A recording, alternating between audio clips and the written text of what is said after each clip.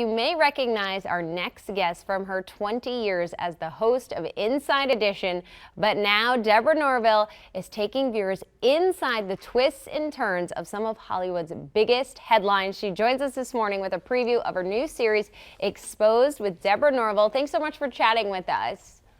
Hey Gina, how are you this morning? Good. What inspired this series?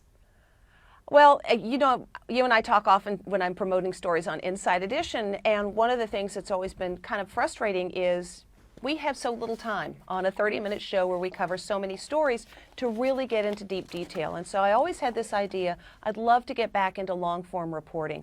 And the nice people at the Reels channel said, hey, that would be great.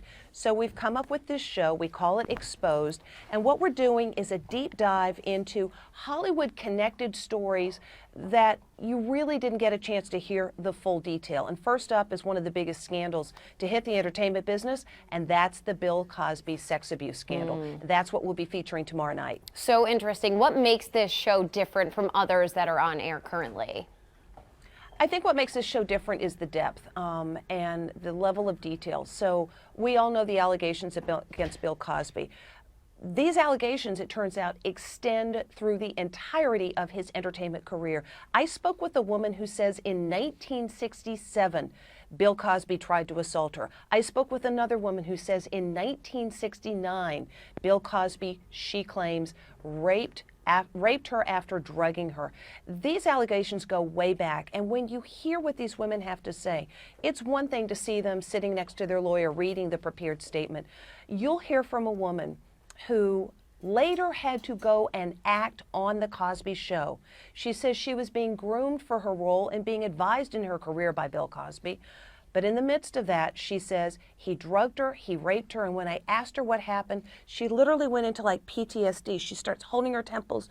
She got a migraine. She had to stop and compose herself. Wow. And this is more than 20 years after it happened. This you don't see usually on TV. Wow, besides the Bill Cosby story, what are some of the other more memorable stories that you're covering for the show? Oh my gosh, we have an episode coming up on the Bernard Madoff scandal. We all think we know everything about that. When you hear the attempts that were made multiple times by a would-be whistleblower to get the SEC to investigate this guy, all it would have taken is one phone call to see if certain stock trades had happened. The SEC, lazy people that they were, or incompetent to use this guy's word, never did that. And people lost billions of dollars, including big Hollywood celebrities who have advisors who are supposed to know better. Wow. You've had such an amazing career. Are there any highs or lows that really stand out for you?